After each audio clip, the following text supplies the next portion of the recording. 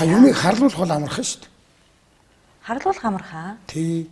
Хаах мөнгө авсан, өр зээл тавьсан удаа яадаг үлээ тайминэ бид нар л баларлаа, үхлээ, сүнлээ, хадлаа. Тэгж яхаар ажиллал хийгдэг. Таны ерөнхий сайдаар ажилласан за 2 жилийн хугацаанд бол за хийсэн ажлуудаа бол та довчхон сайдурдлаа тийм үү? Сайн ажлуудаа. За та ер нь ерөнхий сайд байхдаа юуг алдсан гэж боддгоо? Би одоо жишээ нь та хамгийн муу юм одоо ингээд нэг ийм 3 юм хийцэн юм да. Тэр үл шал дэмий байсан юм уу гэж одоо өөртөө шударгаар дүн тавих тийм зүйл танд байна уу? Байна. За юу вэ? Би ерөөсөө тэр хуулийн байгууллагын шинжилгээ, хуулийн салбарын шинжилгээ асуудал дээр би их муу ажилласан юм байл. Тэр бол алдаа. За нэг хуулийн салбарт. Дээр нь бол бүтээн байгуулалт ард түмний ахуй амжиргааг дээшлүүлэх гэдэг юмн дээр бол хэтэрхийг хулаар зүтгэсэн юм байл. Тэр нь бусад юмыг орхисон гэсэн үг. Бусад салбар зарим юмнууд орхигдсон.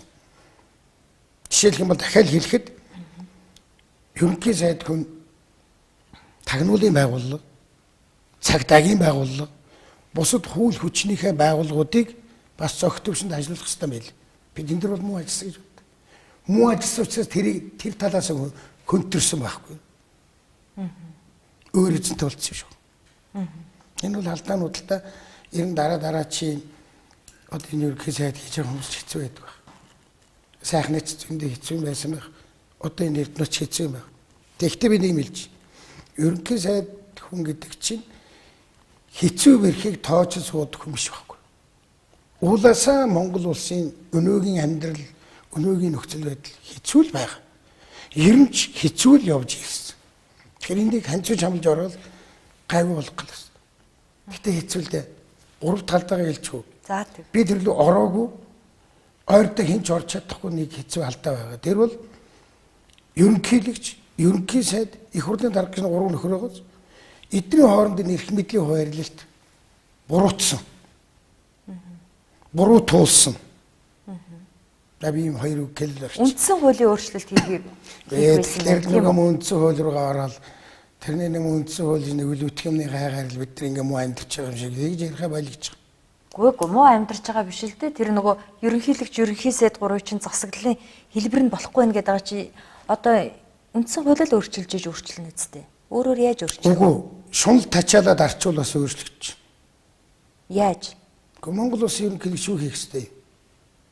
Хамгийн түрүүний талцал хуваагдлаас монголчуудыг салгах ёстой шүү дээ.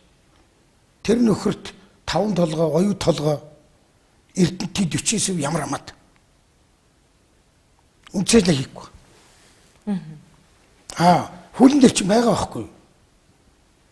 Дээр нь хуулийн хяналтын байгууллагын удирдлагыг дурлан томил гэж бас хэлсэн. Татгалзчихгүй юу? Би нөгөө зовлон дундуур нь авч учраас хэлж болчихлоогүй да. Тэгчээд харин Монгол улсын ерөнхийлөгч за манай ард түмэн юун дээр талцаад байна. Намууд гэж хуваагдаад байна. Өөрөөр байдаг юм ээ. Янз бүрийн хуваагдаад. Энийг яаж арилгавал зөв гэдэг дээр бусад байгууллагуудтайгаа хамтарч ажиллавал бид нар их амархан хил ам болно шүү. Тэрийг хийхгүй. Монгол улс, монголчуудын өв соёл одоо ахуй соёл мундаг юм байна шүү дээ. Монголчууд авьяастай хүмүүс аваад. Манай үед ийм юм байсан шүү дээ. Соёл спорт аялал жуулч. За тийм. Нураагаа ичдэг би гайхаад яаж.